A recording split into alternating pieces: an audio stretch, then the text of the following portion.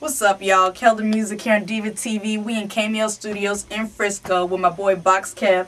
What's up? What's up, Diva TV? How y'all doing? Bay Area, what's going on? That's right. Okay, you don't mind if I take a seat and sit right next to you? Please do. Hold on, let me get it for you. Oh, okay. All right, no problem. The gentleman that I am. Okay, all right. There you go. That's what's up. Okay. Sit yourself down. All right. Okay, so, I just wanted to come by and talk to you because, you repping, the Bay Area right now, playing nothing but, local artists and, underground, hip-hop music. Mm-hmm. And I just want to, get your, your side of it. What you think right now of, like, today's local artists? I mean, I love it. The movement is great. It's a real, representation of the youth, and it's positive, and it's keeping kids, out of trouble, and just the whole way that things is going together. I mean, the Bay Area has, at one point was the front runners in the whole hip hop industry. We had the light over here. It's not like this is something new to us. You know what I'm saying? Like back in the early '90s, the Bay Area was the scene. We have always been the trendsetters, even though the light may have not been shining on us. We always were trendsetters, and it's just our time. You know what I'm saying? Like the South had theirs, the East Coast had ours. It's just our time, and it's up to us and the kids and those artists to to keep the focus here. Y'all got to keep putting out hot music, and we gonna keep supporting it. Okay, all right. Right now, who are you feeling right now out of the Bay Area who's really doing their thing?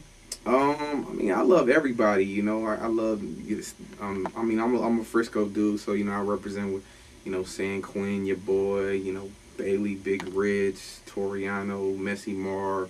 But then I got love for the whole Bay. I mean, Jack is incredible talent. I love Jack. Yuck, Turf Talk, Federation, 40. And you got a lot of new cats, what I'm saying? Like the Jay Stallions, the Beta Weedas, all the new cats. Eddie Project's doing a lot of big things out there. There's a lot of hungry artists out there. Mr. Fab been doing the thing, killing it. So, everybody, the Bay Area as a whole, and of course, it couldn't be possible without, the pioneers, the people that have been putting it down for a long time. E40, Keep the Sneakers, they still doing it. Right, I feel. And shout out to Hood Stars, y'all doing it too. Oh, y'all know can't that. Forget about the Hood Stars. Band-Aid, Scooty, I love you. All right, hey, shout out, y'all being on Bass Swag. That's right. All right. And I just wonder, how did you get started in DJing and working the music thing? How did you come up with all this? I was actually going to school at City College out here in San Francisco. I was taking like a broadcasting, mass communications classes. I was doing an internship program and through the school. And one of the teachers at the school he had a relationship with Chewy Gomez, and I had turned in I had applied to be an intern over here. This was like over 3-4 years ago, and then I just came on as an intern. I started out doing promotions on the street team, and then worked my way up to learning the boards, which is like what you see here, learning the production and doing that stuff, and then it just progressed to doing the whole on-air thing. So how long did that approximately take? I mean, I actually went kind of quick. Like I probably went from being nobody off the street to being on air and on air's personality in probably like a little bit over a year. I mean, it takes some people, a long time, but I've been blessed. Okay. And what advice would you give right now to, young kids out there trying to, break into, working in music stations and spinning records and stuff like that? What kind of advice you got? Don't follow. Don't follow what everybody else do. You know what I'm saying? Try to set your own lane and go for it. I'd say. You definitely, got to know your music, know your history.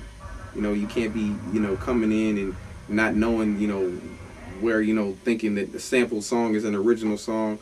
Try to step out, like I said, break records. If you feel passionate about something, go with it. Don't let nobody tell you that it ain't hot. If you like it, play it. Okay.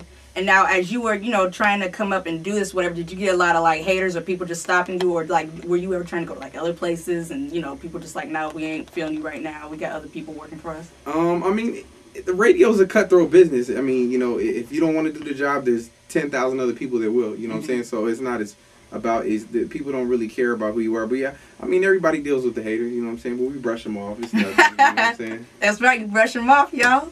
All right. And I mean, like, as far as, like, now, when you interview artists and stuff like that, and here, I mean, what was one of your most, like, moments that you remember to this day? Probably, well, for me, like, the most, I mean, I could give you two. For me, just as a fan, like, ever since I was probably, like, 9 years old, listening to E40, and then the first time I actually got to sit down and interview him was, like, right before the last album came out. I mean, I've met him. Being through the station, he comes here all the time. Obviously, he has a show on every Sunday afternoon here. But to actually like sit down and be like, wow, I'm interviewing E40 was crazy.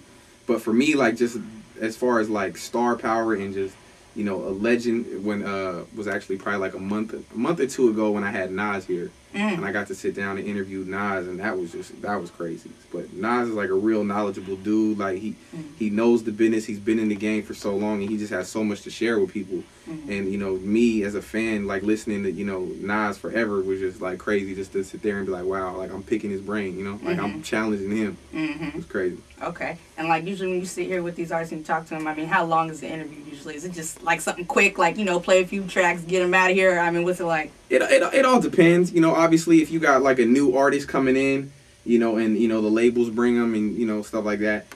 You know, if you want to keep it relevant to the listeners, you got to think what the listeners want to hear. I mean, if like some new artist comes in that they don't know about, they don't want to see him sit up here for an hour. They're gonna be like, okay, can I get to something I know? But obviously, like, you know, an artist like, you know, we just had Young Buck in, who people he's relevant. People want to hear. I mean, he was up here for, you know, damn near 2 hours. You know, you all just kind of gauge it on, you know, what the audience is, you know, interested in. Right. Okay.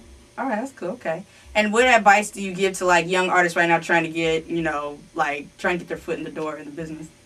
Do you? You know what I'm saying? Plain and simple. Don't follow, you know, what everybody else is doing. Like I said earlier, it's a blueprint, and it's not just for radio or, you know, whatever you're doing. No, whatever you're doing, you have to be original.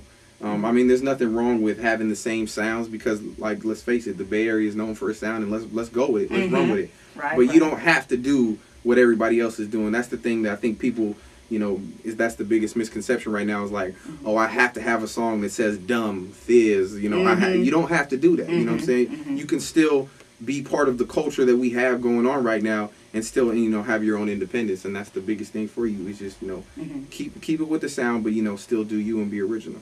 Okay. All right, cool.